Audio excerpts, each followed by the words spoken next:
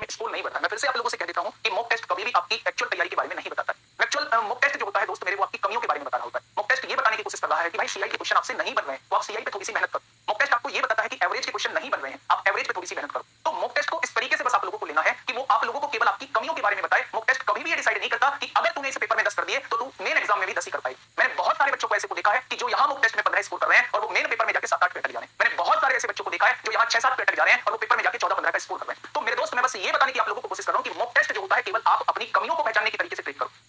आप लोगों का इंप्रूव कैसे होगा, पीछे की चीजें आप लोग भूल जाते हो। जब भी नेक्स्ट चैप्टर पढ़ते हो तो पीछे की चीजें जो है वो भूल जाते हो। तो मेरे दोस्त आप लोग हमेशा इंडिविजुअल मॉक लगाइए। आप लोगों को complete mock Sunday to Sunday लगा रहे हैं, बहुत अच्छी बात है। आप लोगों को हम लोगों ने 25 सेट दे भी दिए हैं, उसमें से एक सेट लगा रहे हैं, 2 सेट लगा रहे हैं, जैसे भी आपने टाइम टेबल बनाया हुआ है वैसे बनाइए। लेकिन मेरे दोस्त कम से कम जो एवरेज बच्चा है वो इंडिविजुअल 2 मॉक टेस्ट जरूर दीजिए, चाहे वो कहीं से भी दीजिए मेरे दोस्त, पर इंडिविजुअल 2 मॉक टेस्ट जरूर दीजिए।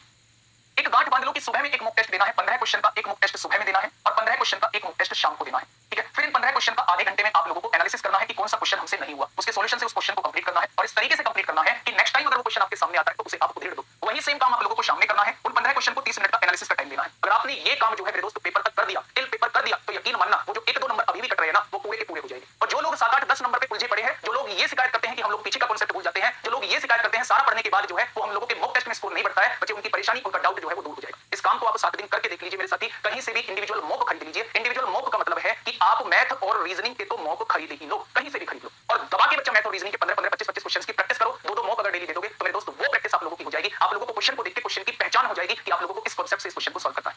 ठीक है मेरे दोस्त, बस आज के लिए इतना ही। मन लगा के पढ़ाई करो और इस पे थोड़ा सा विचार विमर्श करना मेरे दोस्त। लेट मत होना, नहीं तो बाद में एक ही कहावत आप लोगों के पास रह जाएगी, अब पछताए क्या होते जब चिड़िया चुग गई थी। है ना, 1.5 महीने का समय बचा है, 45 दिन का समय बचा है, 50 दिन बचे हो, कितने भी दिन बचे हो, लगभग कितने में हम 100 सेट लगा लेंगे। और 100 सेट का मतलब होता है 1500 क्वेश्चन लगा लेंगे।